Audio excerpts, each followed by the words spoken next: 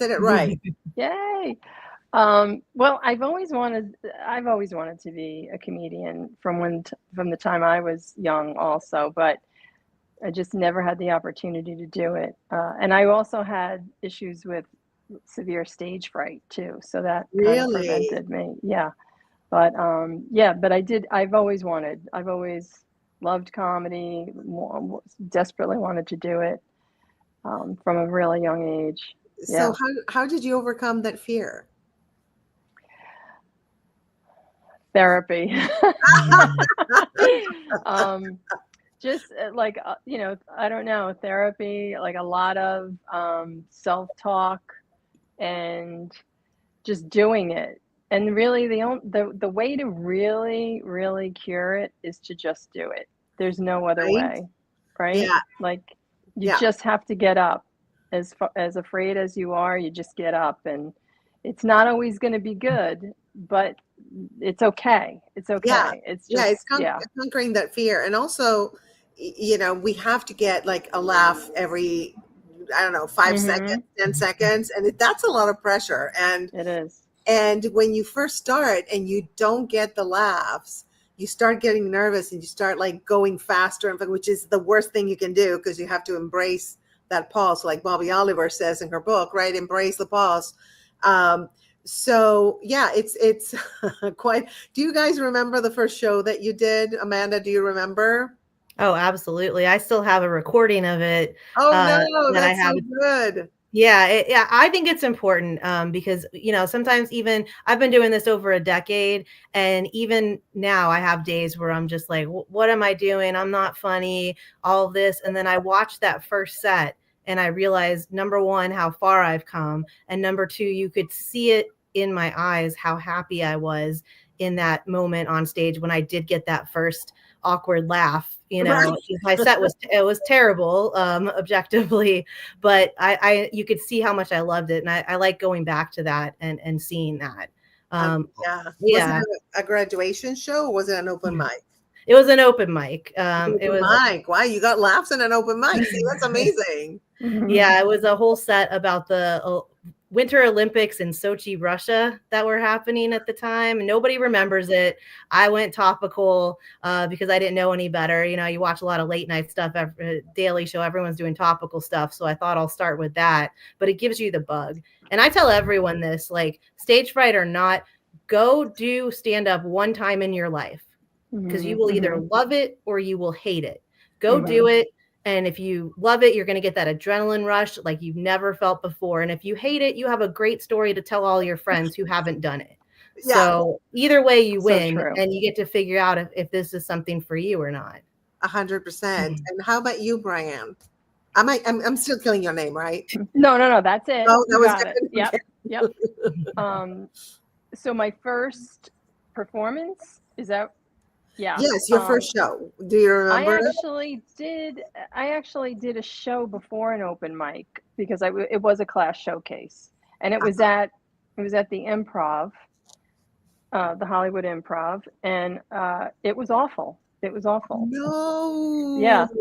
I was so scared, and I just looked like I was kind of like this, like, Like a deer caught in headlights. Yeah. Yeah. Like, what am I doing here? Like all the thoughts that run in your head at that moment. Yeah.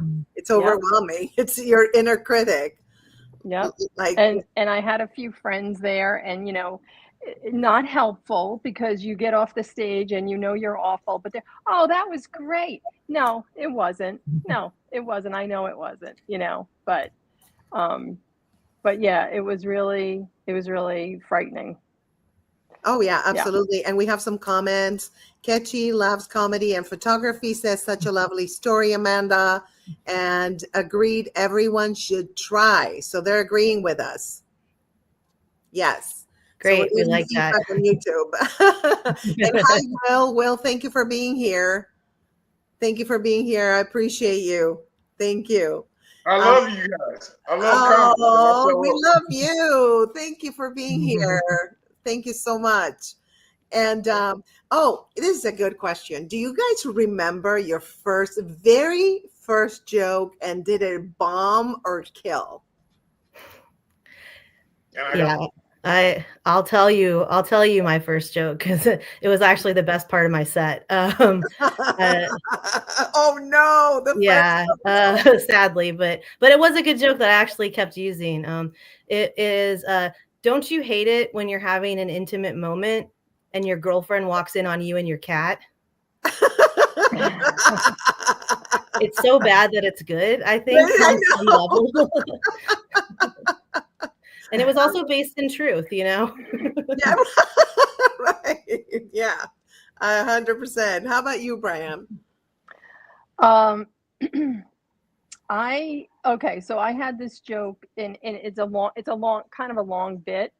Yeah. But it's about corporate speak and how I did, as an older person, I didn't know a lot of what these, younger people were saying, and I do like some examples, and then I say, I needed to jump in there with something so they would know, so they would think I was with it, right? And I Yeah. basically say, you know what? I don't think we're milking from all the udders on this project. And that was it. Yeah. because everybody was saying all these words that were, corporate speak, right? And then I was like, well, let me try something. Udders is a funny word. Udders is a hilarious word. It is. Yeah. Why are some words funny and others are not? It's a mystery. Yeah, but it's true. It's true. And yes, as somebody who's older, I mean, I've been doing comedy for like a long time. I don't know, like 28 years. And I always try to keep up with, like you said, just stay current. And as comics, we have to stay current. Be ourselves, but stay current. Current events, current, trends, and the words that, Gen Z uses now, for example. You have to know. Sometimes I do lives as characters, and the kids, I have a lot of kids coming into my lives, and they use words. I'm like, I'm a character, so I can ask and pretend I'm dumb, but I'm not. I am dumb because I don't know what it means. So I get my knowledge from the kids on YouTube. But yeah, you have to constantly update and stay current. Do you find that something hard to do or challenging? How about you, Amanda? Yeah, absolutely. As I age myself, number one, I don't want to learn what they're saying. Like I have no interest in it. But you also, it is very important to connect not only with your audience, but with your fellow comics. So it is important to know what's going on. Because a lot of times you're in your own bubble. You and your friends are like, did you see this on the news? That's crazy. That's insane. And then you get to a show and someone has the opposite take on it. And they don't think it's crazy and insane. They think it's brilliant. And so you need to know that before you make a joke that might alienate the audience or offend somebody or, hurt somebody's feelings or it sounds out of touch. So I think it is really important. But I like my slang, and I don't, I'm not going to go around saying bet. Like, that's just not me. But I need to know what it means. Absolutely. So if they say it, you're like, huh?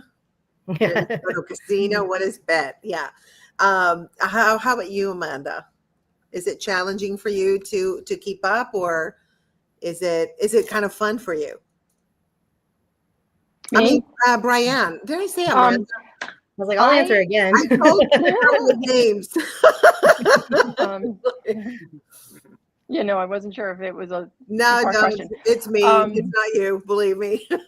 I really talk a lot about my life in my comedy, and I try to kind of stay away from a lot of like current events and politics, because I think there's enough people doing that. Like I don't feel like that. I don't feel very I don't feel like anybody needs to hear from me on that. Got it.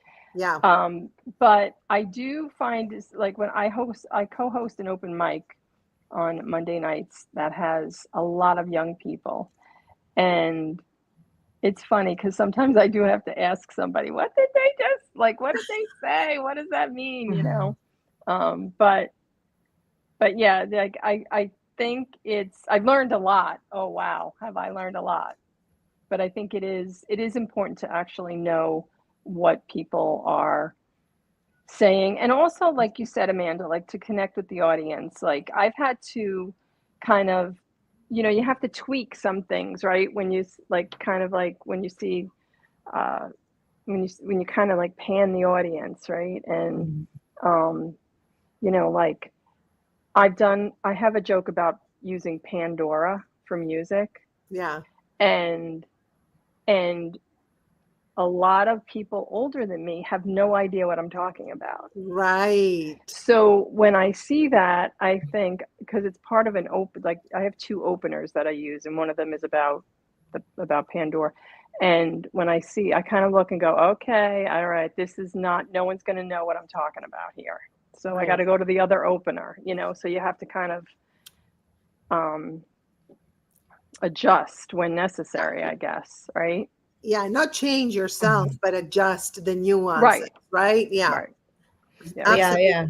Couldn't agree with you more. Yeah, one time I did a show in Berkeley, California, and there was a group that met once a year to do a social activity, and they were widows that had all got together.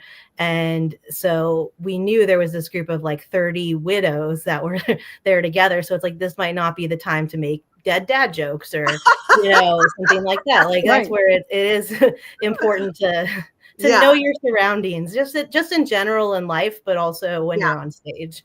I agree. And you guys have jobs. We were talking about, you have day jobs. We were talking about that before we started. And I want to know, how do you guys balance having a day job and doing comedy, Amanda? You don't sleep, pretty much. No, it is a balance, but I think so I work at a nonprofit and we deal with like a lot of heavy stuff. So actually one good thing about comedy is when I leave work, I can turn my brain off about all that, and I can just focus on comedy and focus on joy and focus on connecting with people. And it's actually been very helpful for my mental health. Absolutely. But yeah, it is a balance, because you do, then I know at the end of the night, I don't always go out extra late because I got to get to work in the morning. So it is figuring out that balance. But I have found that, there is that, like, if you're dealing with heavy stuff, if you have a job that, deals with that, you can use this as like a shift. Absolutely. And I don't know if you still practice, but you were a nurse, Brian, right? And so that's a very intense job. Nurses are like angels, I'm telling you. I don't know. I was in a hospital not long ago, like 3 years ago. For the first time in my life, I stayed there for 5 days. I cried straight for 5 days. I wanted to go home. And you guys are like, you work so hard and you have to deal with so much crap from everybody. So how did you balance both things? That's kind of crazy. Well, they do work hard, and I'm going to say they, because I don't do what nurses do anymore. Yay. I did it for a long time, and I'm kind of towards the end of my nursing career now. Okay. And what I do now is I review medical records. Nice. So I'm kind of, I'm reading and I'm working in on the business side of healthcare now. So it's not as bad as, being like doing patient care, being on a nursing floor. And I don't know if I could do it. I don't know if I could do both these things at this age. I might have been able to do it younger, but not at this age.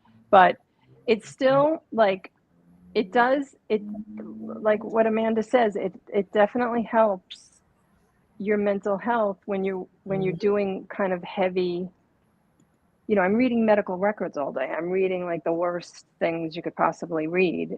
I'm sure Amanda deals with, very heavy stuff too. And it's kind of like, it's definitely a great break. But you do, like, for me, I have difficulty at the end of the day. Like if I have to like jump off the computer, get dressed and jump to an open mic or whatever, it for me, it takes me a little longer to kind of put that on the side and then get back into my I'm going to go tell jokes now. It's kind of like, Exactly.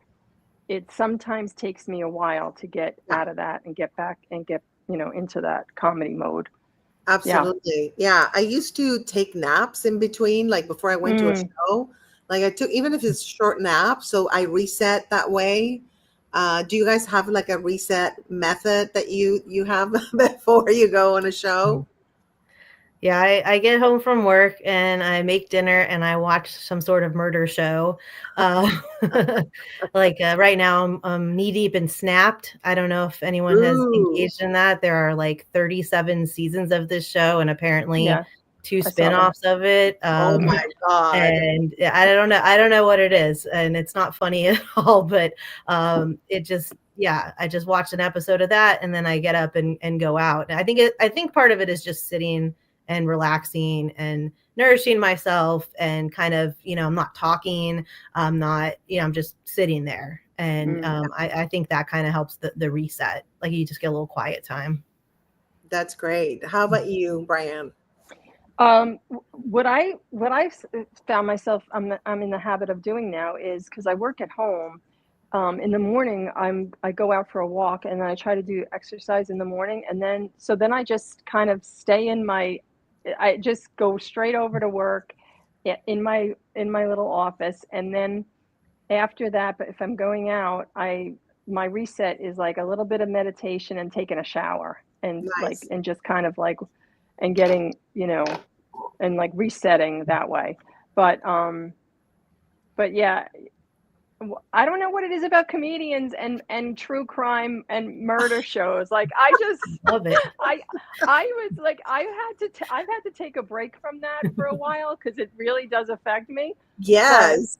There's nothing like searching for bodies before bedtime, right? Oh I mean, it's like that provides the fodder for your dreams, right? It's like, right, yeah, right. no. Oh There's my nothing God. like it. Oh, and I get in my car and on the way to the show, I'm also listening to a murder podcast. So, oh my God, you guys, what? I don't know. Right now that's where I'm at.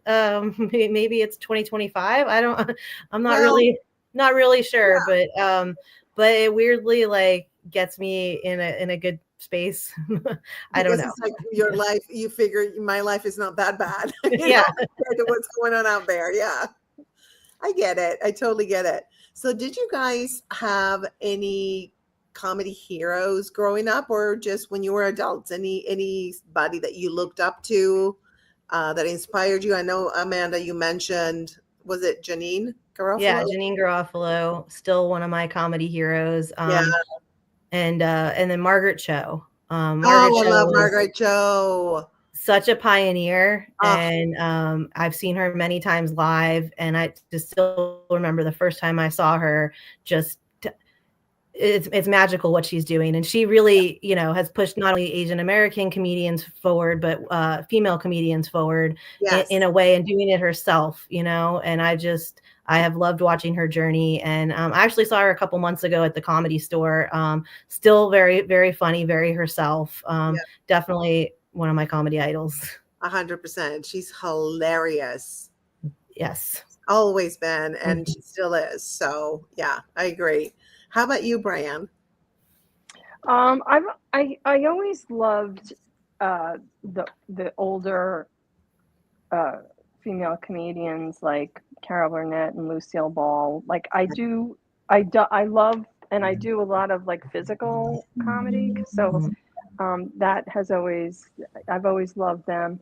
I also love when someone just can take the English language and really, really do wonders with it, like Gary Goldman. I don't know if you, and so, those are a few of my, but there's so many more. I can't even think of them right now, but yeah. Awesome. So was there a moment, because we all have this, right, where you're like, this is bullshit, I want to quit? Did you almost quit comedy, and what stopped you from not quitting? I I had many moments where I'm like, what am I doing? Like, this is my life. I am out late at night. When I'm not on shows, I need to do social media. I need to reach out for other shows. I need to plan tours. I need to write new material. Because, you know, once you have good material and you've used it for a while, people want more from, like, it always feels like more and more and more. And then I'm, you know, every once in a while I'm like, what if I just stopped? What if I just stopped? And I ask people that I know through the years have done comedy and stopped for, you know, one reason or another, and everybody misses it. Every single person, even if they don't want to go back to it because they have a family now, or they got a job, or they moved, or whatever the situation is, there is that part of them that misses it. And I think for me, I just, even on those days, I would push myself to go out and do it. And then I'd get that, like, you know, I do love this. I really, truly love this. And I don't know what my life would be without it. Yeah, agreed. Yeah. And it's almost like that love-hate relationship in a way, because it's like a bad boyfriend or bad girlfriend that you just love and hate at the same time. But yeah, more love than hate, obviously. But at times you wonder, what the hell am I doing? You know, but then you have a good show and it all goes away. It's like, oh, I remember. Okay, this is fun. Yeah. Or somebody comes up to you after a show and they're like, I really related to this, you know. Yes. And especially as like a queer comic, I've had, you know, a lot of younger queer people that aren't out yet or just came out, and they're just so thankful to like see that representation on stage. And to just hear that, you know, it doesn't happen every show. I'm not saying like every show someone's like, you changed my life, but every once in a while someone will come up and say something really kind and really sweet and really thoughtful, and it just fills your heart. You're like, oh, this is my purpose. This is why I'm here, and this is why I'm doing this. Yeah, absolutely. Agreed. And how about you, Brian? Yeah, there was.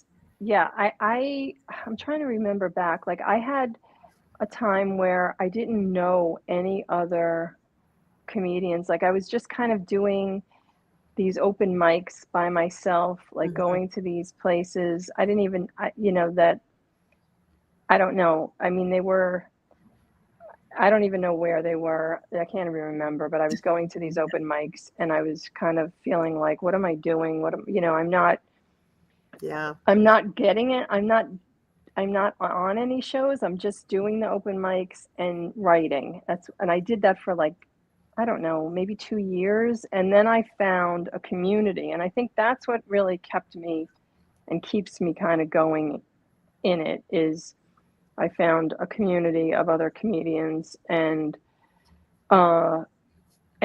classes. So I've taken a lot of classes. Yeah, that's good. Educating yourself is good. Yeah. It's smart. And I've met a lot of people in the classes, and I've stayed in touch, and I've become really good friends with people. And I think that has helped me to stay and to learn more, because I feel like I've improved with the classes and with the feedback. And I also have a family that will give me honest feedback. So that's great.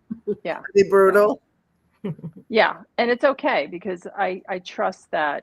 Yeah, I trust that. Yeah, so absolutely. Some comics have laugh ears, you know, they call it. It's like they think they're doing better. Yeah, and we all are susceptible to having laugh ears. So, so how do you guys usually write your material? Like, do you do like notebook with a pen, or do you do notes on your phone or voice memos at like 2 a.m.? How do you guys do it? All of the things. All of the, oh, look at Will. Will, thank you. Yeah. Old school. Yes. I love that. I type everything myself. That you said. Yeah. Well, it depends where you are, right? Right. Sometimes you have a brilliant thought and you're driving and you're going to do a voice memo or whatever, you know. So yeah, it depends, definitely. So what's your writing ritual or bad habit before a new set? Like, what do you do with the writing? What is your writing ritual? Do you write daily? Do you write whenever a thought comes to you and it's, oh, this is brilliant, I need to develop this thought? How how do you do the writing part of stand up? Yeah, I think a lot of people I've found what they do is they write a long thing out and then they slowly like cut it down and rebuild it and cut it down. I've found my process is I start with like one thought that comes in my head. Usually it is in the middle of the night, or like right when I wake up. I don't know what it is. Like half of the time my wife wakes up and I'm like, good, you're awake. I have this thing I have to say to you right now. Is it funny? And she's like, I haven't opened my eyes yet. You attack her with stand up. She knew what she was signing up for. But I'll get like a piece of something and then I'll kind of build it like brick by brick. And like I'll add another piece to it. And sometimes I have a piece over here. A lot of times I have like pieces of jokes that the whole joke didn't work, but this one piece worked. And I'll be like a jigsaw puzzle. It fits over here. It doesn't fit over here. And I kind of build my sets that way. I've tried to do it where I wrote a long thing out and performed it and then cut it down to the parts that were funny and then added to it. And that just, it felt like it just was painful for me to do it that way. It just didn't feel natural to me. And those bits just didn't really pan out the same way.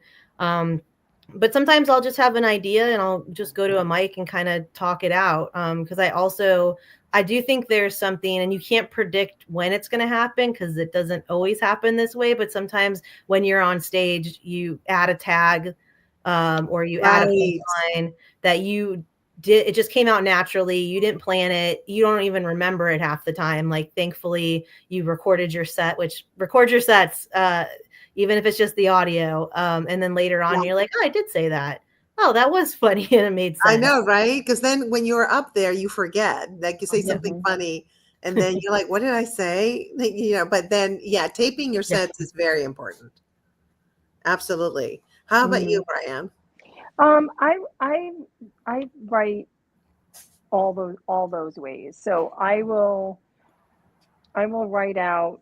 I do a lot of storytelling too. So, but you can't, you kind of have to cut out the junk out of a story. So I will write out the whole story.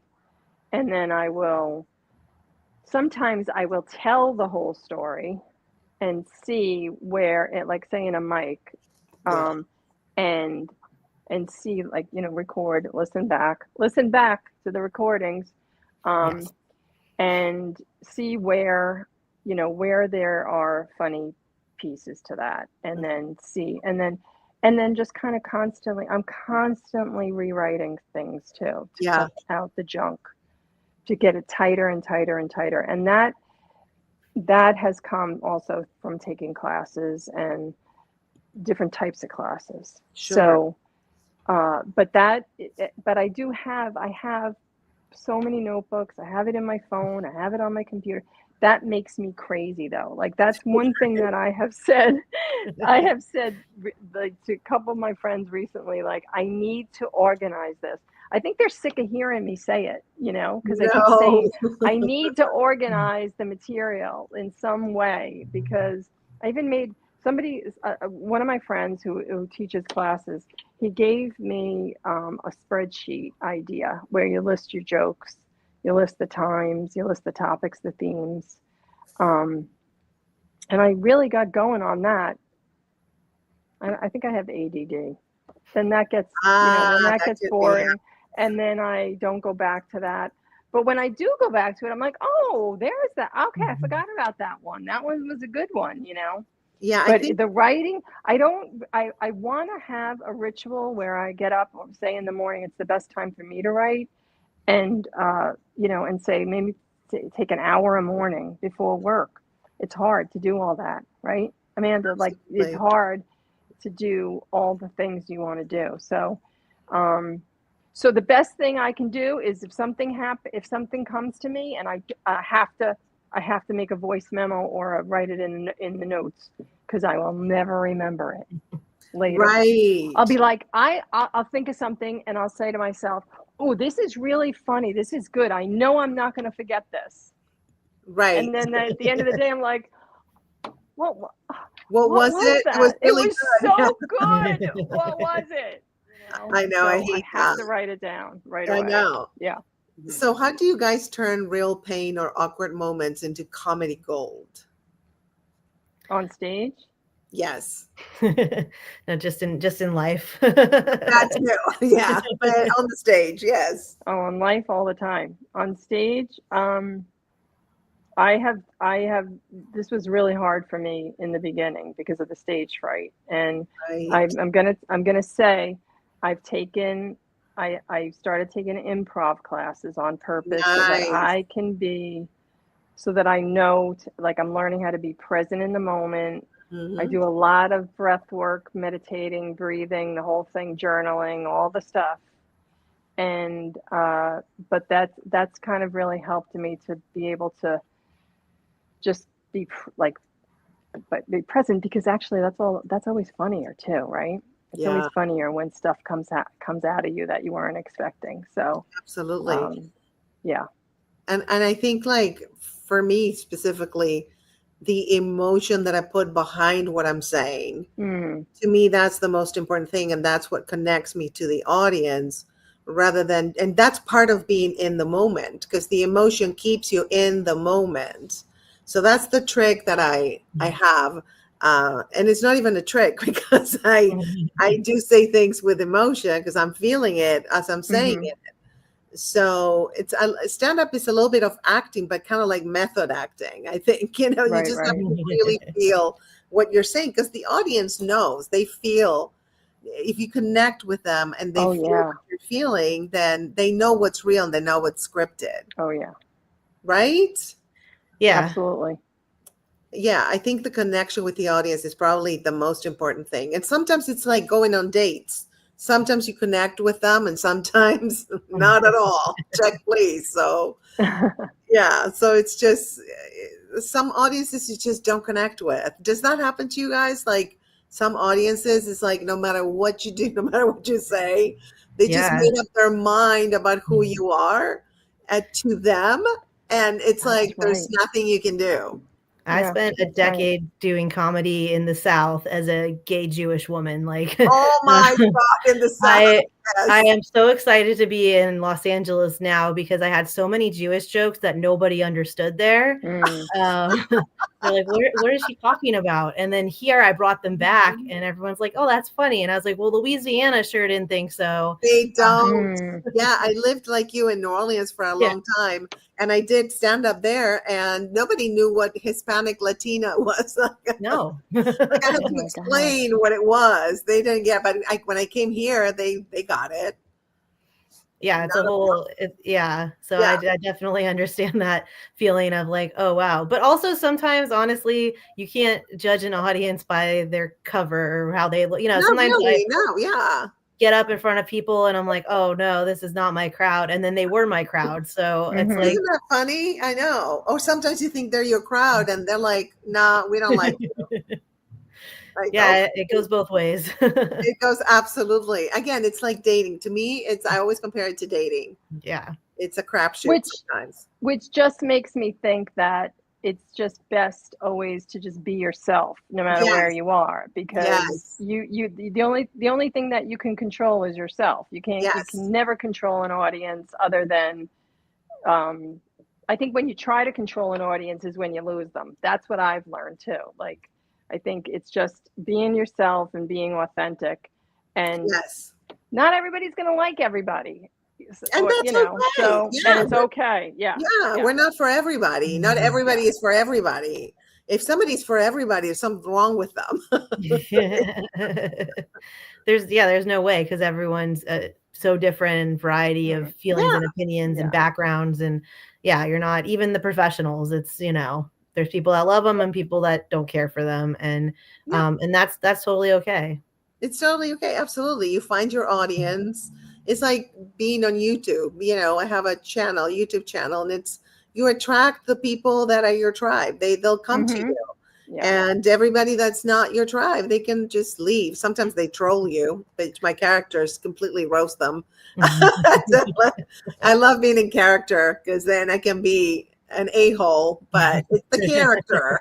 I have a southern Mhm. character, by the way, Beale. Oh, Oh yeah, Bill. She was married 5 times divorced. Yeah.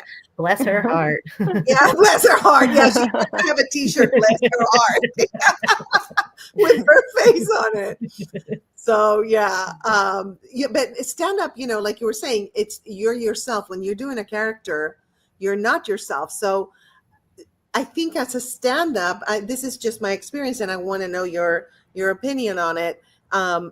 Sometimes in the beginning, I felt like it was personal. When I do a character, I don't even care. My character handles it. It's a part of me, obviously, the character, and it's not separate from me, but it's not really my full me, my whole me, right? But stand up, it's like being naked in front of an audience because your soul is completely, you're unveiling your soul. And that's why I think stand up is such a tough art form, because of that, because you have to be authentic and not play a character. So it's a little tough. Do you have that happen to you guys, like where you feel like you're way more exposed than any other art form when you do stand up? Oh yeah, absolutely. Because I know, especially when you first start, you try different things. You try, like for example, I also took improv classes to be more animated on stage because I usually just stand there with the mic. I don't pace back and forth. I don't wave my hands. I'm very measured, and I would try wearing different outfits. I'd wear a dress. I'd wear a nice suit. I'd wear casual, relaxing clothes, and just see it and try to like figure out this persona on stage. And what I realized at the end of the day, wear the clothes that make you comfortable, stand however makes you comfortable, sit if you want to, however it is, because when I was doing that, it was taking away from what I was saying and it wasn't as effective. Even if I was telling the same jokes, doing them in different ways that weren't authentic to me, I feel like the audience knows, like they can feel it. 100%. And I think they expect a stand-up to be more authentic than any other art form. Like an actor is acting. When you do characters, they don't expect you to be authentic. They expect you to be that character. So I think it's really such a tough art form to do stand-up, I feel. I mean, it's great and it's fun and you can express yourself authentically, but boy, we have to overcome so many things, right? Not to take it personal, not to get depressed if they don't laugh at something that you're working on or your A material. Sometimes doesn't that happen to you? You do your A material and the audiences are not feeling it. And you're like, oh shit, what am I going to do? That's my A+ material. When you do a paid gig or something and they're just not. Yeah. I always say there's no joke that there's 100% success rate. No, exactly. Right. I wish, but it hasn't been the case, not just for me. So I'm like, just get that in your head, especially for newer comics. It's hard when they're like, I have this bit that's been working. This is good. And it is good. And, it's going to 95% of the time it's going to hit, but there's always going to be that couple of percentages of times where for whatever reason that audience isn't feeling it or they're not responding to it. And you can't take it personal because you have to look at the other 95% of the time that it has killed.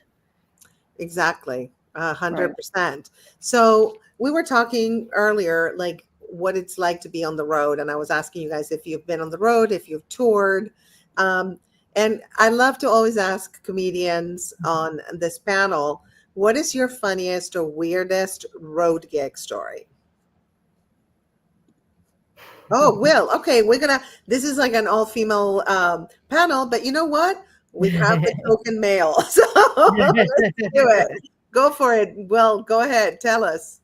All right. I worked on a road crew in Pennsylvania. I was working on a job. I'm from Memphis, Tennessee, by the way, if you can't catch the accent.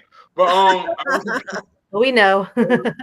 So we know. I was in Pennsylvania and I went to a bowling alley and I met a woman that was a nurse. And I stayed up there for 8 months. And we almost started a family. That's my funniest road crew story. Oh wow! From gig to marriage, almost, huh? Yeah, but then I had to leave the job and come back to Memphis, and I was like, I'm not going to disappoint you and be a statistic, because Oh no! Yeah. Basically, I got her pregnant and paid for the Plan B pill. That's all I'm saying. Okay. Well, we're still friends. We're still friends. So Well, I'm just that's saying. good. That's always good to be friends with an ex, right? That Yeah. says a lot about you. Absolutely. Yeah, I'm a good guy. You got Yeah. I hate most of mine, but a couple of them I talk to, and I hate the rest. So, how about you, Amanda? Do you have any weird stories or funny stories of being on the road?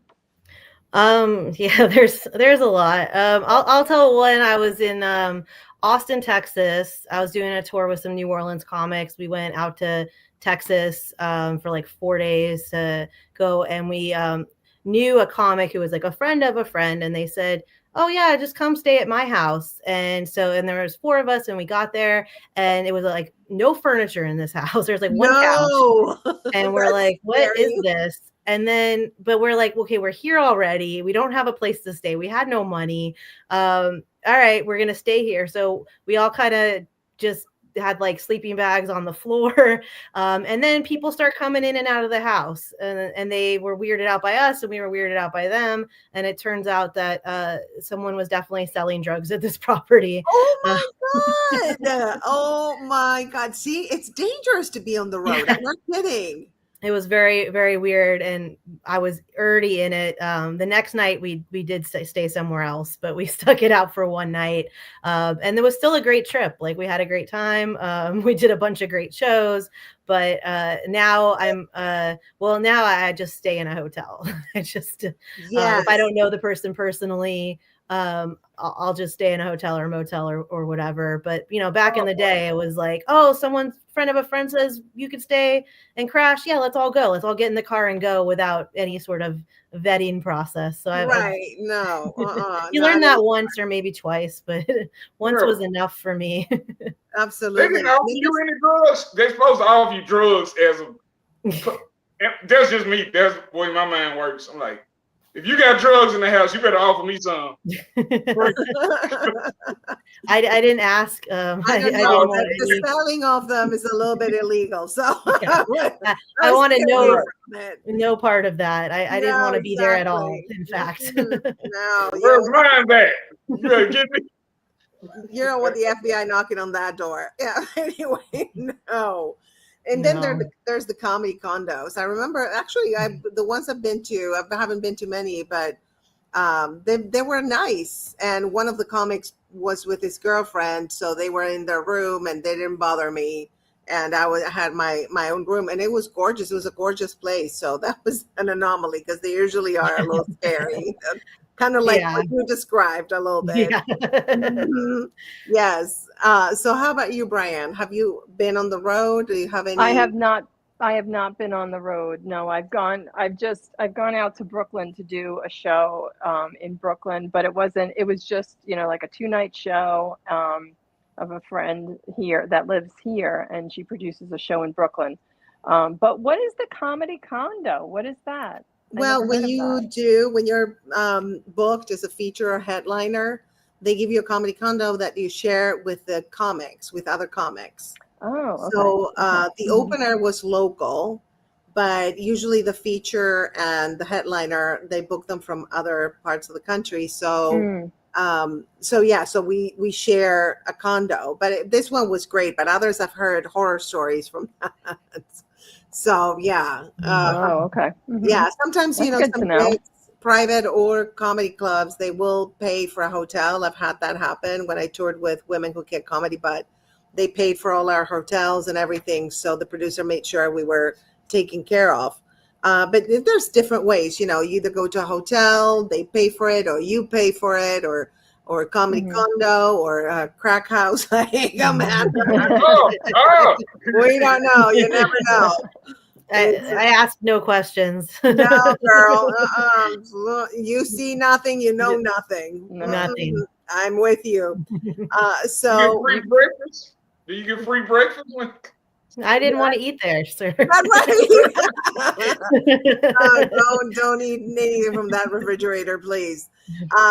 So the green room, that is something that it's such a fun part of being a comedian, right? So what do you think about the green room? Is it a fun, a therapy session, or is it total chaos? How do you see the green room? I've only had good experiences in green rooms. Like, I feel like it's a way to like bond, and you kind of like and to meet new people. I've met so many new people being on shows with people, and yeah, I know I did learn though that when I start like to kind of like which kind of doesn't happen too much anymore, thank God. If I start to panic or something, I got to get away from them. Like I gotta step out. I gotta go for a little walk, or I gotta like and get back into my space like that. Like if I start to feel like that, the more I'm around other people talk, like because they're kind of talking, and then my confidence starts to get a little, it starts to dip, and I have to leave, and I have to just kind of reset myself. So, Absolutely. but for the most part, I've had great times. Yeah. Yeah, no, it can be fun, but I totally relate to what you're saying. Sometimes you need to focus, and that green room chatter doesn't allow you to focus. And so, and sometimes you need that energy from other comedians to go up on the stage and just carry that energy with you. So I guess it depends on the day and how you're feeling that day. How about you, Amanda? Oh, I love a green room. I'm an extrovert, and one of the things that I know we touched on it earlier is like it's the comedy community. I love being sitting in the back behind the stage or wherever the green room is, and just chit chatting with people, and we're like riffing off each other, because comics kind of do that. They riff off each other. They add tags. We kind of joke around with each other, and it puts you in a good mood, and you're just like vibing with everybody, and it feels good. They're like your spirit animals, right? Yeah, they really are. So because a lot of people wonder about what goes on in the green room, now you guys know what goes on. A lot. So this one is good. Do you ever get intimidated when you're sharing a lineup with big names? Like I remember at the comedy store one time, Chris Rock showed up. This was way back when he hosted the Oscars, and he showed up, right? Brianne, we lost you for a second. Oh, there you are. Here. Okay. And so he went up before I went up, and I was like fascinated. His comedic timing in person, oh my God, genius. He's a genius. And I was a little bit like, why would people want to listen to me after Chris Rock, right? Like, yeah. So to me, it was intimidating. Have you ever had that experience where, somebody shows up at the Comedy Store or the Laugh Factory and it's a celebrity and you're like, damn, how can I follow that? I mean, I can't. Yeah. One time I was at the Comedy Store, and I had a bunch of my friends came out that night, and Fortune Feimster popped in. Oh no! And I was so freaked out that we were going to tell similar jokes. Not that lesbians do, but like we both kind of have the same kind of humor, and we both at the time we're both married, and like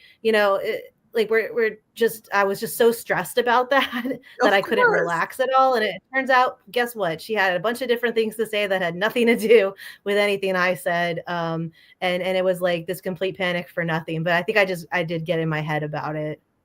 Oh yeah, of course. I mean, it's her, she's amazing. Absolutely. Yeah, no, it totally happens.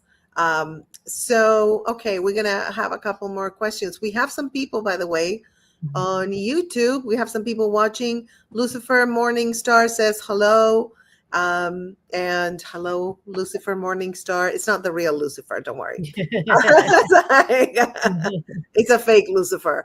Well, I don't know. Maybe he is. I don't know, but he's the nicest dude. Yeah, like let's just be nice to him. I know. No, but he's really nice and smart, and he's amazing. Because he comes to a lot of my lives too. So, this one. Okay, this one is a little bit unpopular opinion. It's gonna be whatever you say. Are comics funnier backstage or on stage? It depends. Right? on the person. Some people, yeah. I think it depends. Yeah, on yeah, and I think it also depends on, I think, how long they've been doing comedy too. Right. Right? Like, Yeah. I've met Shane Gillis before, and he's definitely funnier backstage. Yeah, man. Oh, really? Some people are, you know. I think it's a different kind of funny. Exactly, because being on the stage is a whole different ball game. It's a whole different space than being backstage, basically joking around with your friends or your peers. So yeah, it's two different things. But yeah, it depends. Some people are funnier backstage and vice versa. Sometimes comics that are super funny, I found they're quiet backstage. They're like, don't say much. So okay, let me ask you a couple more questions. So I haven't asked you this, but what inspires your comedy? for me, it's kind of my life. It's just, yeah, it's really my life, my childhood, my family, my, things that happen that I find hilarious. There's always some, like, just kind of turning like everyday life into humor. Like, Yes. yeah. And how about tragedy? When you have like tragedy in your life, isn't that when you turn it more into humor than anything else? Yeah. I mean, yes. And yes. So there are things that happen that after a while you can start to see, start to see the humor in them. And that's where I have had people come up to me and say, thank you for sharing that. Cause I've never I'm trying to think of an example. I've never seen it that way. And, and it's not negating the seriousness of something. Course not. It's not putting it, it's not putting it down. It's not making fun of. It's just kind of, it's like seeing, it's just, what do they say? Like tragedy and time is comedy, right? Yes. So like, and tragedy could be anything, right? But, and then some things you just, for me, some things I can't touch at all. So yes, of course. There's things. But yeah, it's it's things like that. Like, it's just really my life that inspires my comedy. And 100%. I remember I'm a cancer survivor, stage 3 breast cancer, and that was diagnosed in 2021. And one of my dear friends was my caretaker, in the sense that she took me to appointments and she stayed with me during chemo. And I'm telling you, I never laughed so much. They almost kicked us out of the hospital because we were screaming, laughing. That's when I cracked the most jokes. Like, I would text her stuff. Like, I would be in the middle of a horrible chemo side effect, and I would text her something funny without me not knowing it was funny. And she would be like showing her boyfriend, like, look at her. She's going through chemo. She's having all these side effects, and she's texting me this.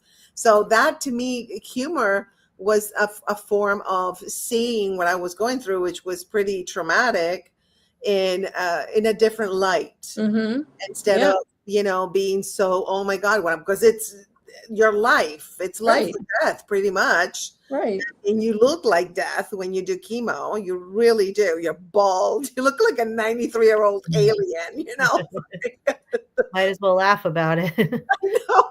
Bald, dark circles. The skin is gray. You don't even have any. It's gray. It's horrible. And you're weak, and you get out of breath walking from the bedroom to the bathroom. But somehow I wrote a comedy special about it. So I think, actually, for me, the most tragic moments of my life are the ones where I get the most comedy, which is insane. But I think that's how we operate a little bit, right? Don't you think, Amanda? Yeah, definitely. Yeah, Yeah, I think too, like there's so many times when something has happened in my life, and one of the things that gets me through is I'm like, this is gonna be funny one day. Yeah. I'll say that to my wife, like, we're not laughing now, this is terrible, but we will find the funny in this.